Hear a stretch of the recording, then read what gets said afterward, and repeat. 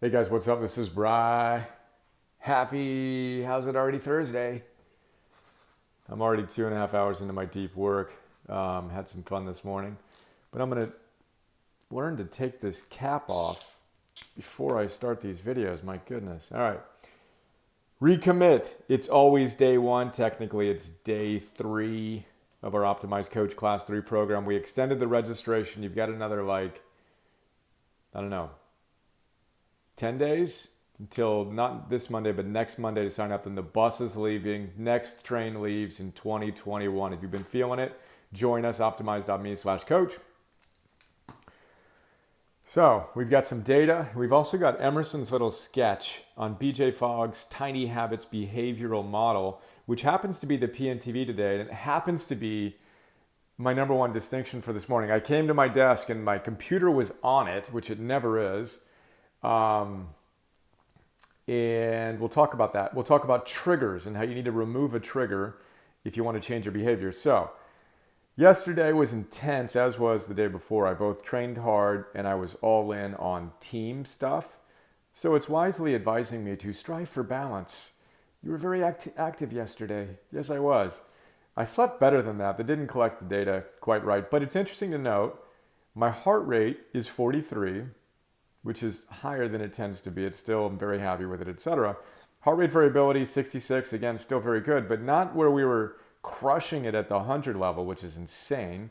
And it's interesting because this is a PEMF machine on a massage table, and I needed to send it in for repairs, right? So now I'm not using the PEMF machine. It's interesting to notice I can just remove one confounding variable and just have the, thank you, 1,000-second timer, just have the Nano V working for me. And look, it's interesting. The PEMF machine, I stopped using it, I think around here, right? I think it actually started not working right, and they picked it up next day, all that stuff today to fix it. But interesting, my heart rate variability went from just hammer zone. It wasn't always up, but 86, 105, 91, 124, Crazyville, 134, wow, 148, wow, right? And then it kind of came down after I stopped using the PEMF machine. So again, data-wise, I'm like, oh, interesting. It's going to be fun to get it back and then test again and see if that goes up. Now the heart rate is up and the resting heart rate variability is where it is, 43 and 68. In part because of that, in part because I just hammered it yesterday. I was on all day, did less of my oscillation, still oscillated, but not as focused in my thinking. So this is, again, data for me of, wow, interesting. When I have a lot of inputs and a lot of engagement, you just need to recover a little bit more deeply from it. So that's the primary lesson there. But the thing that was cool this morning was, as I said, I went to my desk. The trigger's right there. The computer is on my desk. It's never on my desk. It's always in the closet, in there, right? Turned off, boom, Wi-Fi is off, etc. But I did my number one late yesterday, so I had to load it, upload it to YouTube, and we live in the country. Satellite internet is a miracle, and it's not quite fast. So I did it overnight. We usually turn our Wi-Fi off at night, by the way. Unplug it. No need for unnecessary EMFs in your family's household. Again, these are margins, right? But pay attention to that. And then it was funny because I came in and the computer was on, and guess what I did? Oh, well, YouTube. Interesting. Let's see if I got any interesting comments. I never do that. I never allow inputs in. And that took me a total of 10 seconds, 30 seconds to look at it. But it was so cool for me to notice the trigger was there, the prompt was there. And when you make a trigger present, you tend to take that action. So the fastest way to change your behavior is to deal with what BJ Fogg calls your trigger or prompt. Now, this is Emerson's sketch of BJ Fogg's behavioral model that he kind of copied off of mine, but I'm going to quickly walk you through it. And it's cool because the PNTV today is BJ Fogg's Tiny Habits. I basically started with some of the most impactful books for PNTV. So we relaunched, of course, with Abraham Maslow's Future Visions. So good. One Amazon review, but so good. And then we did Why We Sleep by Matthew Walker. Again, if there's one book to read to change your life, read that one. Sleep is so fundamental. It's extraordinary. Then the third book that we featured in our PNTV was BJ Fogg's tiny habits. This guy, BJ Fogg, out of Stanford, is the world's leading, I realize I'm filming into a blank piece of paper here, that's like me, is the world's leading authority on the science of behavioral change, right? So a lot of the guys who talk about mini habits, tiny habits, atomic habits are basing their wisdom on BJ Fogg's model. So here's his model. He says behavior equals motivation times ability times prompt. B equals map. Behavior equals motivation, ability, and prompt. 3 variables, he says. You can break down positive and negative behaviors into these 3 variables. So let's map them out on his handy dandy little grid. First, we have motivation on the y-axis. That can be either low or it can be high. Then we have your ability to do the action, which is, he could have said, is it hard or is it easy, right? If it's hard, then it's your ability is low. If it's easy, then your ability is high. That's our second variable. Motivation, low or high. Ability, low or high. Then we draw in what he calls his action line.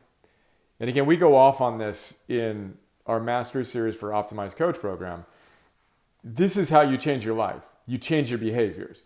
And I go off on all the different books on behavioral change, and we lean into BJ Fogg's model for one simple reason. It works.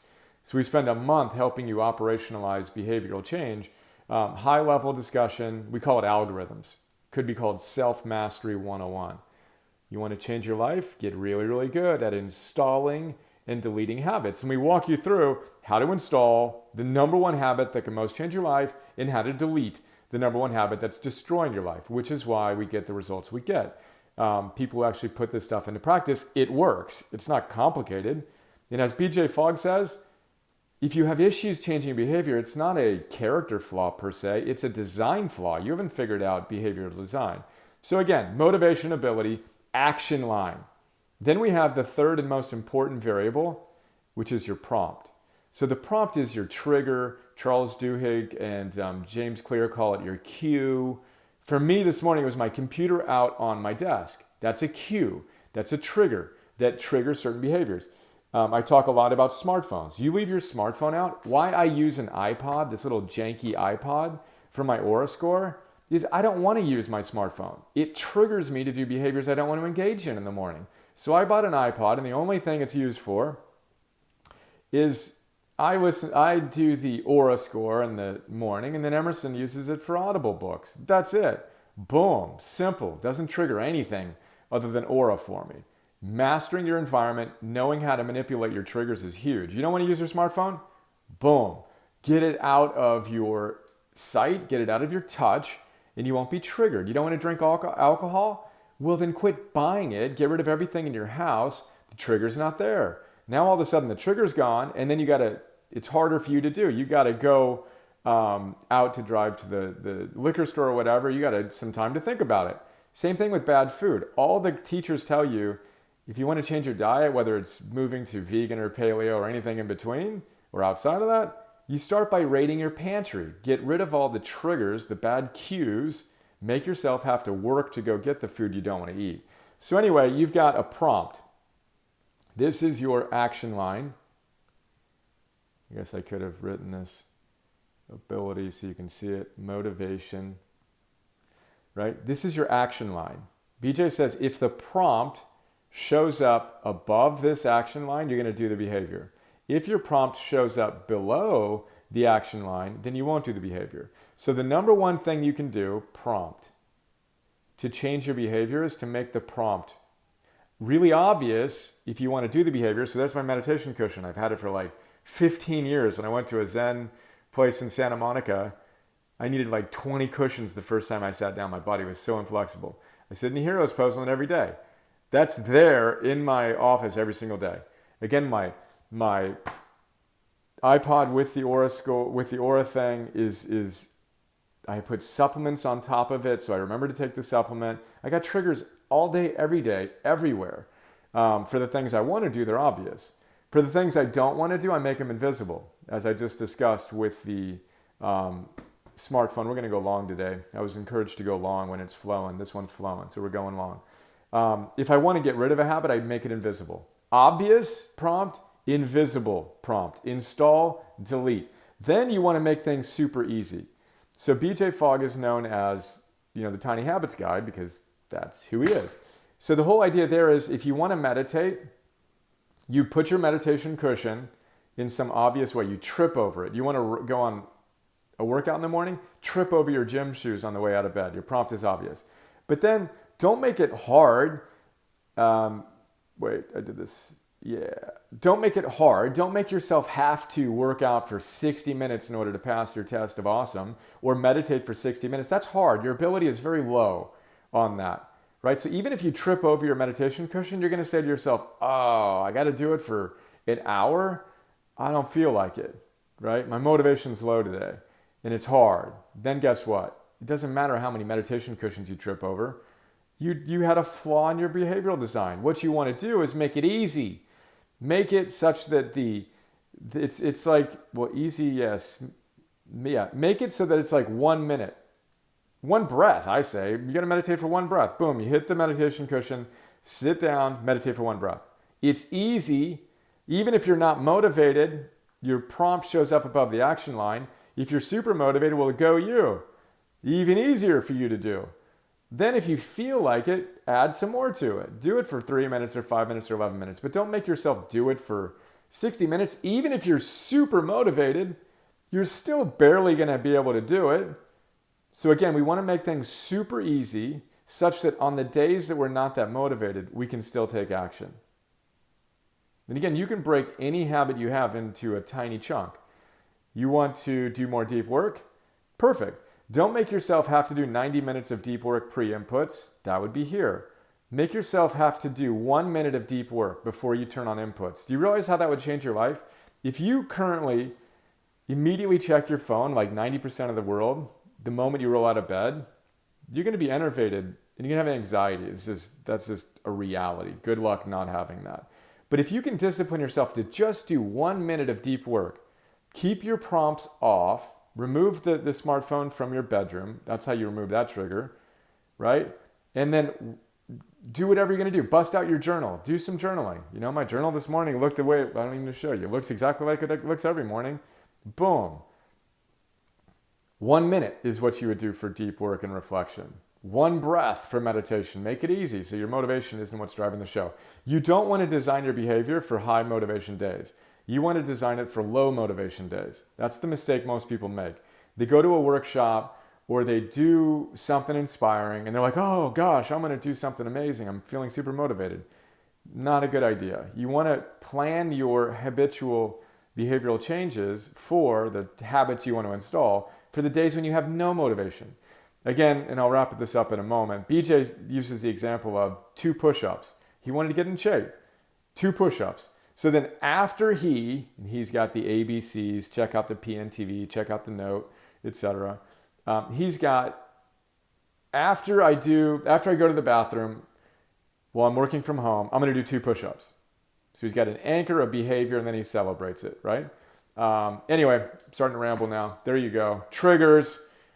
What trigger do you need to remove from your life to change a behavior? Or what trigger do you need to add to your life? And how can you tinify it to make it easy, remembering the map, B equals MAP. And by the way, again, this is Emerson's. He basically took this and did this. I taught him, this is how you change your behavior, bud. Boom, boom, boom. B equals map. Prompt, hard, easy, motivation, high, low. And we talked about it because I used my smartphone one night and he said, Daddy, you said you didn't want to use, I'd actually used his mom's smartphone. Daddy, you said you didn't want to use your smartphone after you stopped working. I said, you're right, buddy. And he said, you know what I can do? I can put it into a drawer, then I can lock the drawer. Then you couldn't get it. And I said, dude, that's a brilliant idea because what you would do is you would remove the prompt and you'd make it hard for me. That's exactly how you change behavior. And then that's when I use this as an example to teach him how he just effectively could have modified my behavior. Pretty powerful stuff. Let's master ourselves so we can serve heroically and empower others to do the same. When is it a good day to do that? Today. Make today an awesome day. Look forward to sharing more with you soon. See you.